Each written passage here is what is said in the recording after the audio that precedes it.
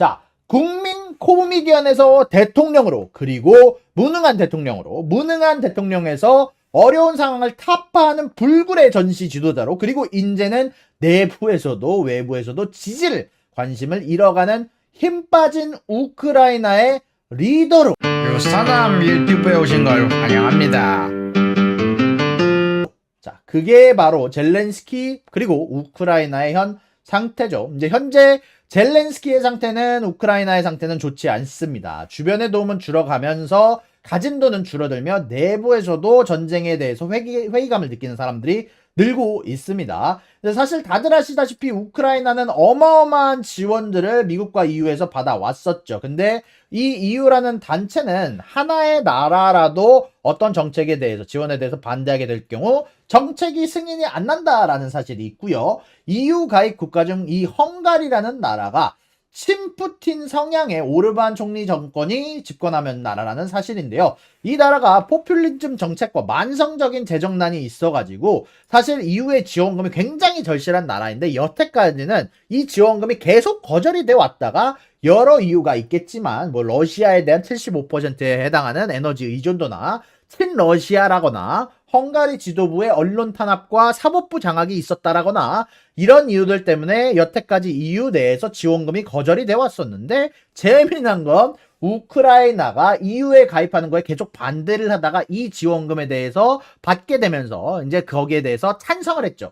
우크라이나가 EU에 조인하는 거에 대해서는 정확히 말하면 기권을 했는데, 요거를 통해서 우크라이나에게 가입에 대한 길이 열렸지만, 반대로 15조 여기에서 이 친구가 그렇지만 우크라이나에 대한 지원금을 지원하는 데에서는 반대를 하고 나섰거든요. 무튼 이런 일이 나온 이후에 15조 원에 해당하는 헝가리 지원금이 갑작스럽게 EU 내에서 승인되기도 했었죠. 무튼 중요한 건 이 친구가 친러시아 성향이고 EU에서 쫓아낼 수도 없다라는 건데, 결국 가입은 기권이나 반쯤 승인해줬지만 도저히 우크라이나 지원까지는 안 된다라고 하면서 우크라이나 돈줄을 틀어 막았습니다. 자, 그리고 미국에서도 사실 이런 부분들 관련해서 상황이 좋지는 않습니다.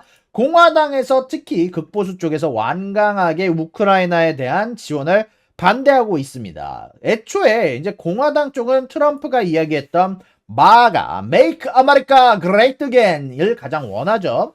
미국이 현재 높은 인플레이션과 적어진 유동성이 아직까지는 존재하는 상황이고요. 금리가 높아진 상태다 보니까 사람들이 거기서 느끼는 부담감이 있기도 하고요. 거기다가 트럼프 대통령은 러시아 친화적으로 하려는 움직임이 분명히 있는데, 이 트럼프가 애초에 푸틴이 천재라고, 전략의 천재라고 칭송을 하기도 했었고요. 그런 가운데 안에서 푸틴이 당선될 확률이 더 높아져 가고 있죠. 이제 러시아와의 관계 개선을 위해서라도, 그리고 사실 우크라이나가 이기더라도 미국에게는 도움이 안 된다라는 측면을 공화당이 전달을 하면서 러시아와의 갈등을 완화하기 위해서라도 우크라이나 지원을 중단해야 된다라고 이야기가 나오고 있습니다. 결국 가장 중요한 건 자국 우선주의라는 거죠.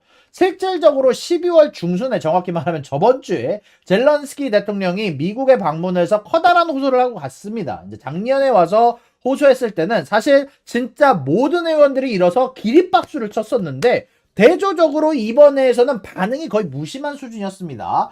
이 연설이 이어지고 나서 바로 상원에서 투표가 진행이 됐는데, 바이든 대통령이 여러분들 우크라이나 지원해 주지 않으면 러시아의 야심이 드러납니다, 이렇게 얘기를 하면서 연설을 도와줬음에도 불구하고 바로 이어진 상원 투표에서 49대 51로 지원에 대한 패키지 승인이 거절이 되면서 젤렌스키 대통령이 빈손으로 돌아가기는 했죠.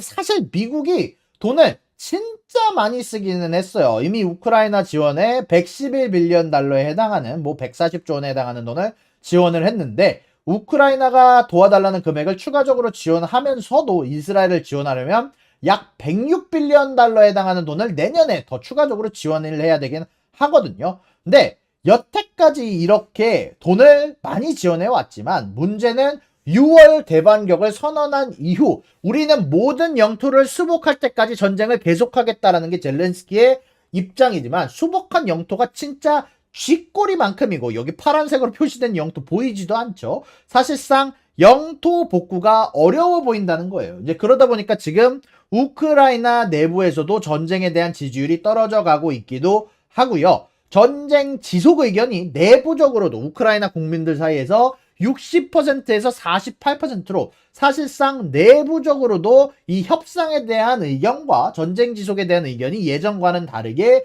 팽팽해져 가고 있기는 합니다. 그리고 여러분들이 이 소식은 잘 모르셨을 텐데 우크라이나 내부에서도 사실 이번에 잘루즈니 총사령관이 소모적인 진지전 때문에 전쟁 지소는 어려울 수 있다라는 의견을 냈다가 어떻게 보면 젤렌스키 대통령의 전쟁에 대한 지속 의견에 반대되는 의견을 냈다가 자신의 참모가 좌천이 되는 경우도 있었습니다. 그러다 보니까 군부 내부에서도 갈등이 있는 게 아니냐라는 의견이 있기도 했고요. 그리고 전쟁을 하다 보니까 대통령 선거가 원래 내년 3월에 2024년 3월에 있어야 되는데 전쟁 때문에 계엄령으로 이 선거를 못하게 미뤄지고 있는 게 현재 상황이죠. 그러다 보니까 내부에서도 은근슬쩍 잡음이 생기기 시작을 합니다. 거기다가 말씀드렸던 것처럼 외부에서도 이제 지원이 전체적으로 87% 이상 급감하기도 했죠. EU도 미국도 지원을 못하고 이 잘루즈니 총사령관을 통한 군부 갈등도 있는 상황에서 미국 내부의 시민들의 의견도 나뉘는 모습들이 보이고 있습니다. 예전 같은 경우는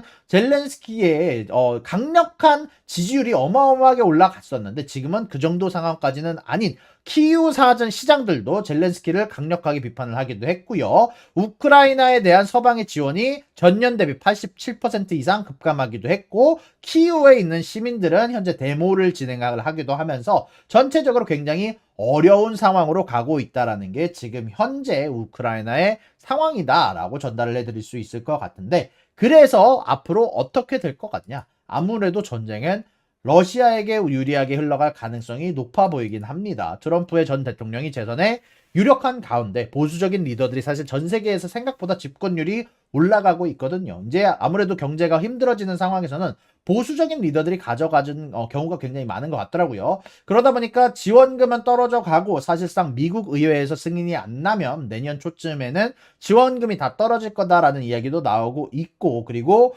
가장 카더라 시나리오는 아무래도 이 우크라이나가 결국 협상 테이블로 올라가게 될 거라는 게 가장 중론으로 흘러갈 것 같다라는 게 여러 애널리스트들이나 현재의 우크라이나의 상황이다라고 말씀드릴 수 있을 것 같습니다. 자, 이렇게 오늘 모든 부분들에 관련해서 준비한 내용들 여러분들에게 전달을 해드렸고요. 여러분들이 생각하시는 부분들도 결국 어떠신지 알려주시면 좋을 것 같고요. 러시아도 분명히 굉장히 커다란 타격을 입었지만 우크라이나가 현실적으로 미국이 지원이 없는 가운데 안에서 버티는 건 어려운 상황으로 가는 게 지금 현실인 것 같습니다. 네. 구독과 좋아요는 사랑입니다, 여러분. 유사남의 구독과 좋아요를 눌러주세요. 그리고 여기 있는 비디오도 여러분들을 위해 준비한 거니까 여러분들이 항상 살펴봐 주시면 감사하겠습니다.